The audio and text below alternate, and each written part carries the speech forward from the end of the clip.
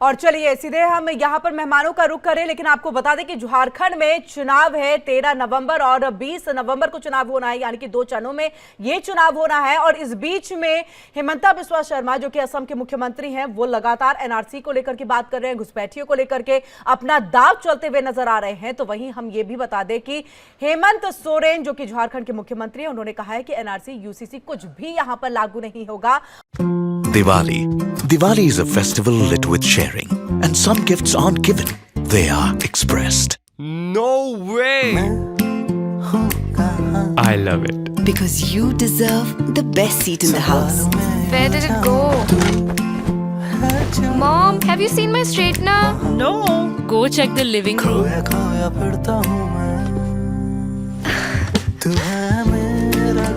You light up every room you enter.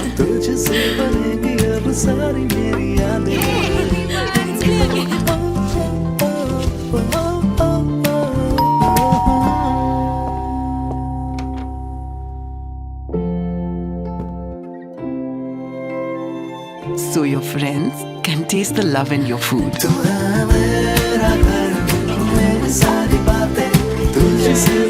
This Diwali, unwrap emotions with Speaking Gifts by Home Center.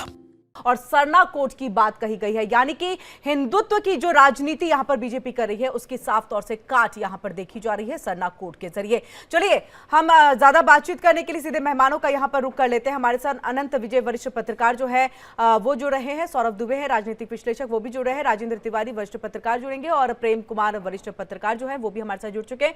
और आप सभी का बहुत बहुत स्वागत है। सबसे पहले आपके पास अनंत विजय जी हम आएंगे और आपसे समझने की कोशिश, क्योंकि एनआरसी यूसीसी यानी कि इससे पहले लोकसभा चुनाव में जिस तरह से हमने देखा कि संविधान का मुद्दा उठाते हुए इंडी गठबंधन ने सीधे तौर पर बीजेपी को एक करारी मात दी थी, यानी कि सोचने पर मजबूर कर दिया था।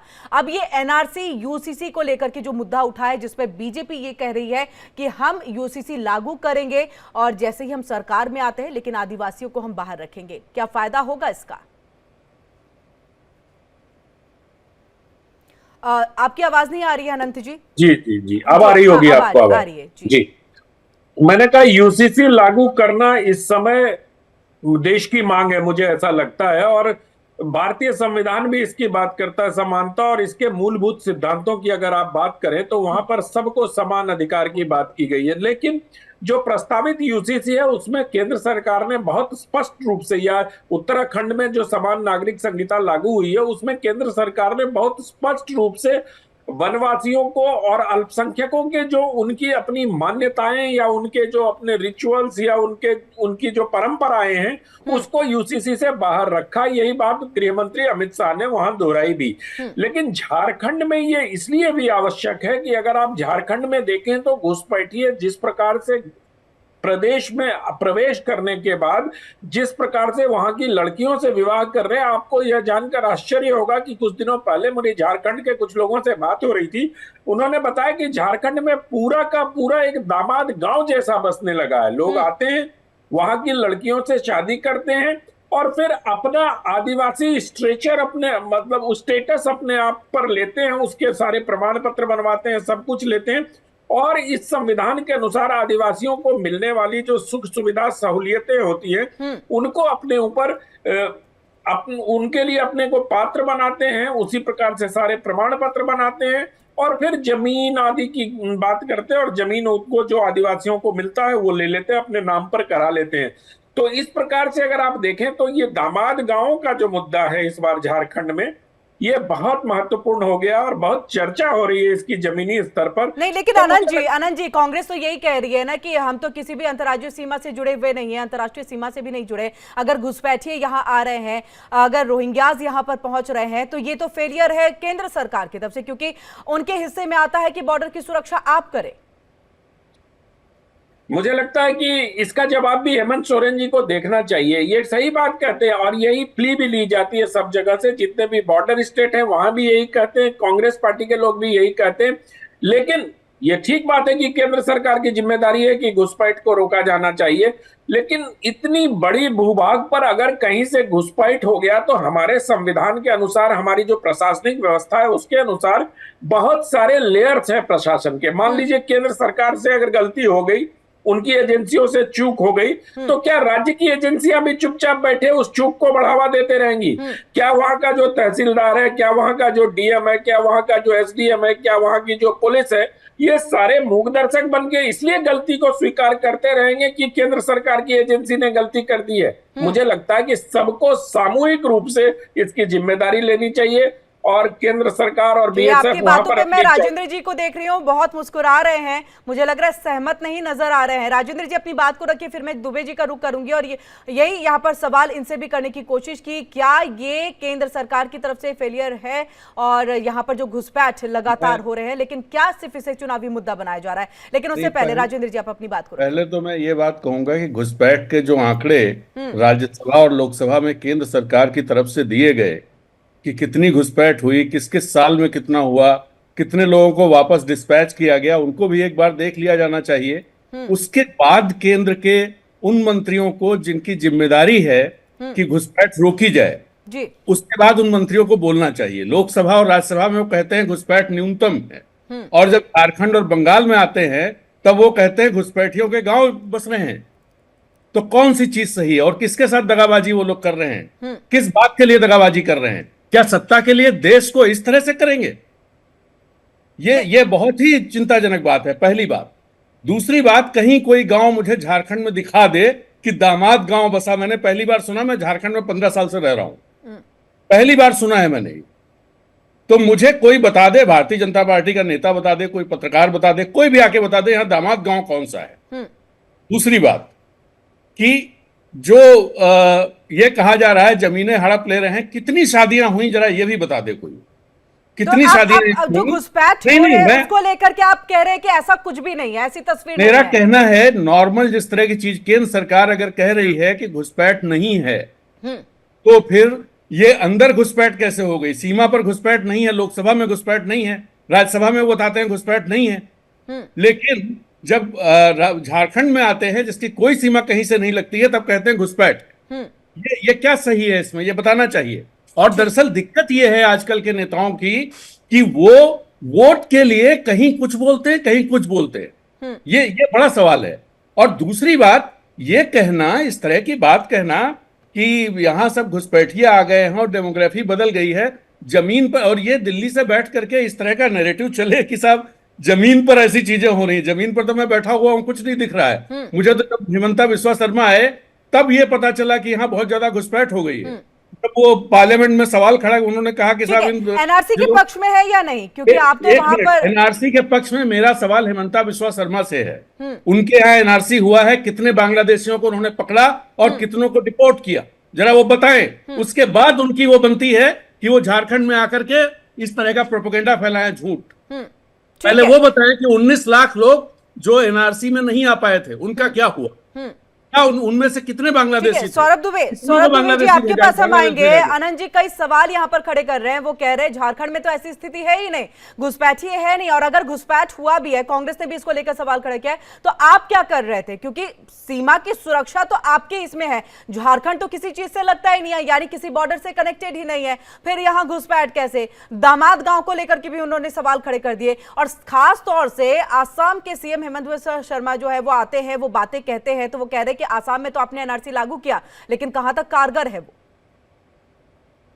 देखिए, ये जो सवाल उठाया गया है ये अनंत विजय जी की तरफ से नहीं बल्कि माननीय राजेंद्र तिवारी जी की तरफ से उठाया गया प्रश्न जी, माफ कीजिएगा, राजेंद्र जी की तरफ से। जी बिल्कुल बिल्कुल। देखिए, जिस प्रकार से भगवान बिरसा मुंडा की जो जमीन है, जो आदिवासी, जहां पर जो है आदिवासियों का अधिकार है, वहां पर अगर निश्चित रूप से घुसपैठ की बात कही जाएगी, घुसपैठी अगर वहां पर पकड़े जाएंगे तो उसमें किसी को पेट में दर्द नहीं होना चाहिए, क्योंकि राजेंद्र जी तो 15 साल से झारखंड के अंदर रह ही रहे हैं और उनको अच्छे तरीके से ये भी पता है कि वहाँ जो मूल रूप से मूल निवासी है वो वहाँ के आदिवासी हैं, और आदिवासियों को अपने अधिकार की, अगर वो उनको उनका अधिकार दिलाने की कोई पार्टी बात कर रही है, मैं तो कह रहा हूँ बाकी अन्य पार्टियां, विपक्ष की पार्टियों को भी करना चाहिए। ये अच्छी बात है, हमारे देश की जनता, झारखंड की मूल जनता, जो आदिवासी जनता, उसको उसका अधिकार मिलना चाहिए। देखिए कुछ क्षेत्र है, देखिए जैसे खास करके नाला है, जामा है, जरमुंडी है, कोडरमा है, गोड्डा है, माहू है, बाघमारा है, ये जो सारी सीटें हैं ना, इसमें कहीं ना कहीं जब आप आकलन करेंगे, जिसमें कुछ सीटें बीजेपी पिछले चुनाव में बहुत कम वोटों से, कम अंतर से हारी थी, और वहां पर निश्चित रूप से ये जो वोट बैंक बना करके रखे जा रहे हैं लोग ना, उसको वो सबको पता है। ऐसा नहीं है कि वोट बैंक बना करके, जो अभी हमारे राजेंद्र जी कह रहे थे कि बॉर्डर से कोई नहीं घुस रहा, मैं भी यही कह रहा हूँ, बॉर्डर से कोई नहीं घुस रहा है। जब प्रधानमंत्री नरेंद्र मोदी 2014 में आए, उसके बाद तत्काल इस पर जो है लगाम लगाई गई कि बॉर्डर से जो अवैध लोग आते थे उन पर जो है उनको बंद किया गया। तो मैं भी कह रहा हूँ कि अब लोग वहां पर नहीं घुस रहे, वही आंकड़े संसद में पेश किए जा रहे हैं। लेकिन जो पहले से घुसे हुए लोग हैं, जिनके लिए सीए की बात की जा रही है, आपके पास वापस लौटेंगे, चर्चा को आगे हम बढ़ाएंगे, लेकिन उससे पहले हम जम्मू कश्मीर का रुख करेंगे, जहां की विधानसभा में हंगामा हो रहा है। दिखाते हैं वहां की तस्वीरें।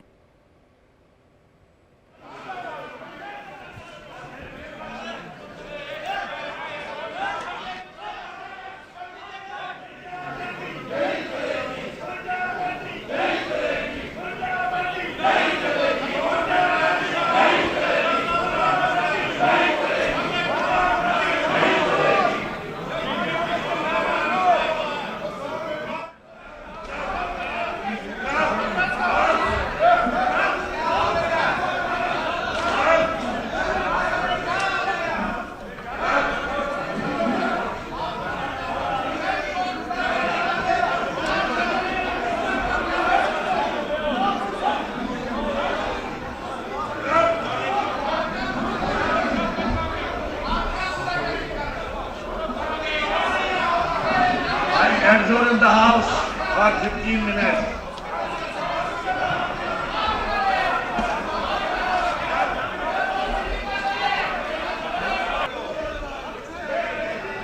तो देखिए सीधे तौर पे हम ये सीधी तस्वीरें जो है वो आपको दिखा रहे हैं जम्मू कश्मीर विधानसभा की, जहां पर देखिए किस तरह से गुत्थम गुत्थी यहां पर चल रही है, किस तरह से यहां पर हाथापाई का दौर आ चुका है। अभी 15 मिनट के लिए जो है ये विधानसभा को स्थगित कर दिया गया है। 370 को लेकर के ये पूरा मामला है, जिस पर इस तरह से हाथापाई कल आपने देखा कि जब पीडीपी के तरफ से और प्रस्ताव लाया गया था, जिसे पास उमर सरकार की तरफ से भी कर दिया गया था, लेकिन बीजेपी ने उस प्रस्ताव को फाड़ करके उड़ा दिया और उसके बाद कहा है कि ये अनैतिक है, 370 की वापसी नहीं होनी चाहिए। और इसी को लेकर देखिए आज के दिन भी जम्मू कश्मीर के विधानसभा में इस तरह से हंगामा देखने को मिल रहा है। और ये वो जनप्रतिनिधि है जो जनता के बीच में जाते हैं, चुनाव में उतरते हैं, वोट लेकर के विधानसभा में पहुंचते हैं और इस तरह की तस्वीर निकल करके सामने आती है। लोगों की तरफ क्या इमेज इनकी जा रही है, ये अब सवालों के घेरे में। लेकिन इसके साथ देखिए 370 का मुद्दा इतना ज्यादा बड़ा है कि पीडीपी और बीजेपी एक दूसरे के साथ गुत्थम गुत्थी में पूरी तरह से लग गए हैं। वेल में जाकर के कल जो है उस प्रस्ताव को फाड़ करके उड़ाया भी गया था और आज भी देखिए यहाँ पर प्रस्ताव को जो है और पेपर को किस तरह से यहाँ पर उड़ाया जा रहा है। इस तरह से हंगामा विधानसभा के अंदर में देखने को मिल रहा है। जो तस्वीर निकल करके जम्मू कश्मीर के विधानसभा से जा रही है, वो तस्वीर कई सारे सवाल यहाँ पर खड़ा करती है, क्योंकि 10 साल के बाद ये चुनाव हुआ, 10 साल के बाद विधानसभा के अंदर में बैठने का मौका इन विधायकों को मिला है जो चुनाव में उतरे थे। तमाम वादे उन्होंने जनता से किए थे कि आपके विकास की बात यहाँ पर होगी, लेकिन देखिए क्या इस तरह से ये विकास की बात होगी। जम्मू कश्मीर जिसका इंतजार कर रहा था, क्या इन्हीं विधायकों के कंधों पर रख करके जम्मू कश्मीर का जो विकास है वो होगा? क्योंकि गुत्थम गुत्थी देखिए किस तरह से, हाथापाई देखिए किस तरह से विधायक यहाँ पर एक दूसरे के साथ भिड़ गए हैं। तो जम्मू कश्मीर में पीडीपी और बीजेपी के विधायकों के बीच में ये जम करके हंगामा हो रहा है। सौरभ जी आपके पास हम थे और आप लगातार अपनी बातों को रख रहे थे, क्या आप जवाब दे रहे थे? उस बात को कंटिन्यू करिए। और उसके साथ ही आदिवासियों को क्यों अलग रखा गया, इसके पीछे क्या राजनीति है? क्योंकि विपक्ष ने तो इसको भी आड़े हाथों लिया है कि आदिवासियों को आप रख रहे हैं, यानी वोट बैंक सिर्फ है आपके लिए। नहीं देखिए, आदिवासियों की जो मांग है, जो उनकी रोटी बेटी और माटी को छीनने का प्रयास जो है किया जा रहा है, वहां की जो सरकार भी है जो उस पर लगाम नहीं लगा पा रही है, तो निश्चित रूप से आदिवासियों के पक्ष में जो भारतीय जनता पार्टी और उसके राष्ट्रीय स्वयंसेवक संघ जो है। नहीं सौरभ जी, मेरा सवाल कि एनआरसी से आदिवासियों को क्यों अलग रखा गया?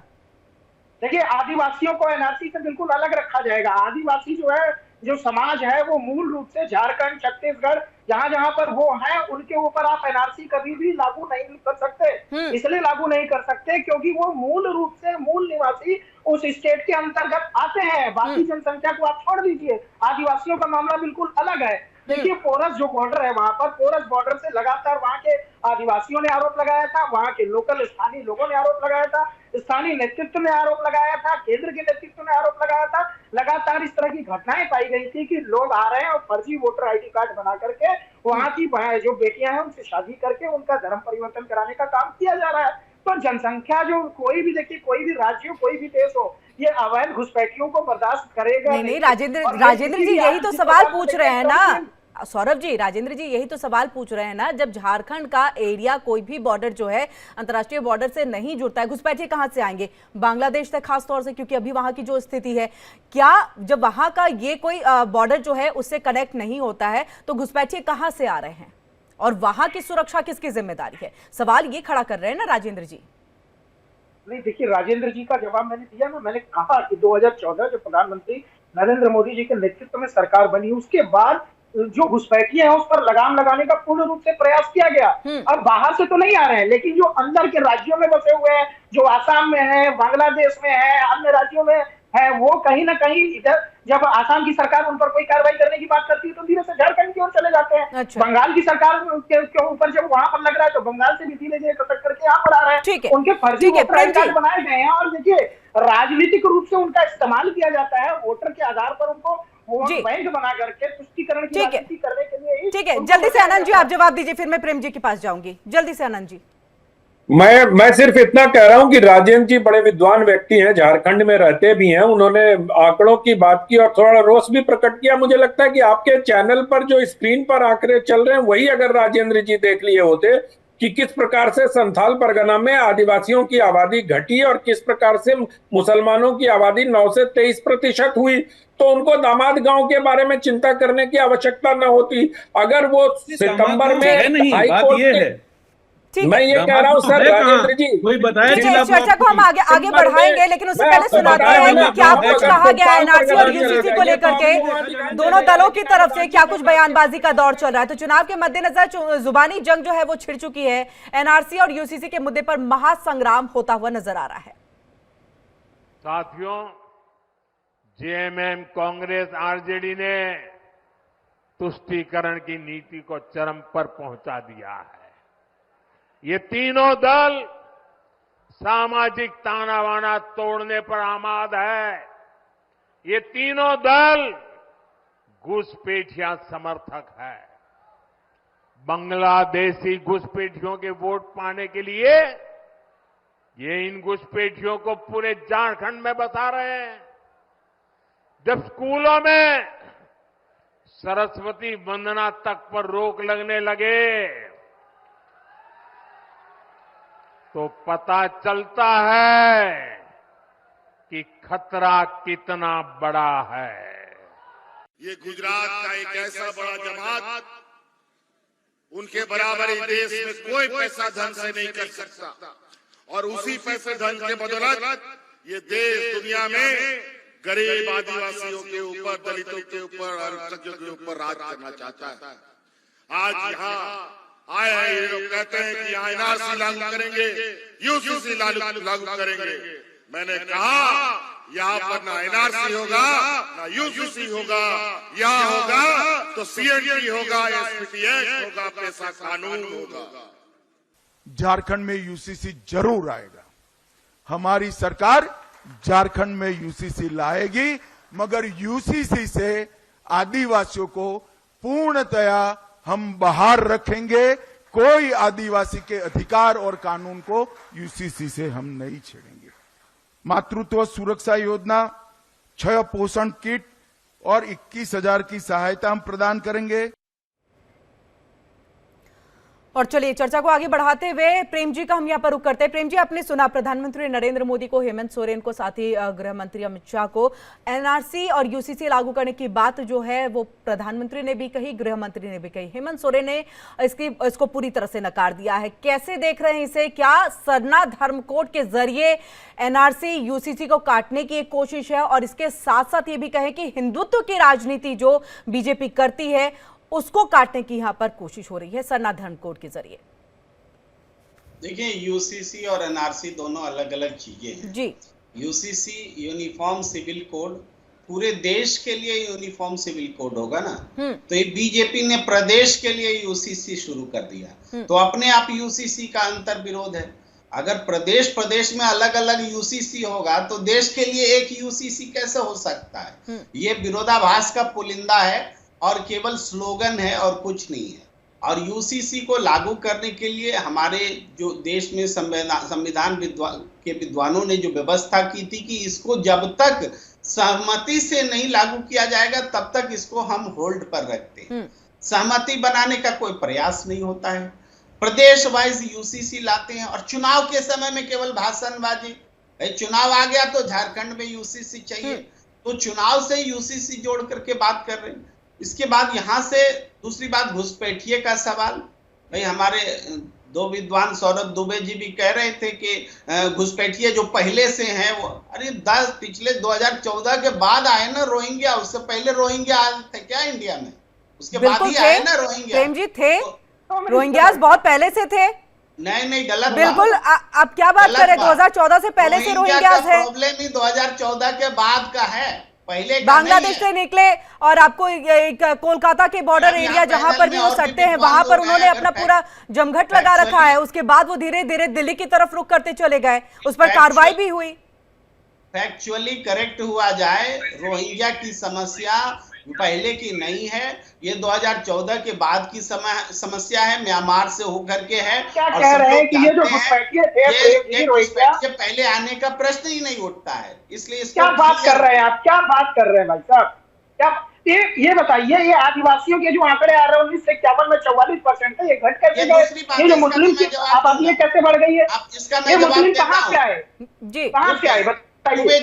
दुबे जी मैं इसका जवाब देता हूँ। ये जो आदिवासियों के आंकड़े रख रहे हैं ना, 1951 का आंकड़ा रख रहे हैं, उसके बाद का रख रहे हैं, यहाँ पर बिहारियों की आबादी, हम खुद बिहारी हैं, हम खुद जमशेदपुर में पैदा हुए, बिहारियों की आबादी जब वहां बढ़ी तो वहां रेशियो जो आदिवासियों का कम हुआ, मुसलमानों के कारण कम हुआ, ये आप कैसे कहते हैं? और मुसलमान और आदिवासियों का आप आंकड़ा कंपेयर करेंगे, हिंदू और मुसलमानों का आंकड़ा कंपेयर करेंगे? क्यों नहीं कंपेयर करेंगे? आदिवासी केवल आदिवासी हिंदू है, झारखंड में केवल आदिवासी हिंदू हैं। आदिवासी और मुसलमान का आंकड़ा कंपेयर करना ही गलत है। हिंदू और मुसलमान का आंकड़ा कंपेयर होगा ना, और मुस्लिम का। अनंत जी बहुत मुस्कुरा रहे हैं, जल्दी से उनका हम जवाब ले लेते हैं। सर आप कुछ कहना चाह रहे हैं, अपनी बात को रखिए, फिर मैं वाइंड अप करूंगी। किरण जी, बड़ी मनोरंजक बातें हो रही हैं कि रोहिंग्या 2014 के बाद आए, आदिवासियों की संख्या इसलिए कम हो गई कि बिहार विभाजन हो गया। अरे भाई, अगर बिहार विभाजन हुआ तो क्या सिर्फ मुसलमान ही और हिंदू ही चले गए, मुसलमान वहीं रह गए? मैं तो सिर्फ ये कह रहा हूं कि आदिवासी जितने घटे मुसलमान उतने बढ़े। बस इस प्रश्न का कोई उत्तर दे दे। इस प्रश्न के उत्तर पर सारे लोग बंगले झांकने लगते हैं, इधर उधर दाएं बाएं करने लगते हैं। और ठीक है राजेंद्र जी, वक्त की कमी है, माफ कीजिएगा, मैं चर्चा को और आगे नहीं बढ़ा पाऊंगी, आपके बात को नहीं रख पाऊंगी यहाँ पर। बात नहीं कही है, झूठ ना बोले यहाँ बैठ करके, मेरे को गलत यही देखिए, रोहिंग्या 2017 में आए, उससे पहले नहीं थे, इशू ही नहीं था। ये सब लोग झूठ बोल रहे हैं, इनको चेक करना चाहिए कि कहाँ क्या है। हर चीज प्रोपेगेंडा फैलाना ठीक नहीं है, और पत्रकारों के लिए कतई ठीक नहीं। चर्चा में आप लोग जुड़े, इसके लिए बहुत बहुत शुक्रिया। और खास तौर से एनआरसी और यूसीसी का मुद्दा अब झारखंड के अंदर में गरमाया हुआ है और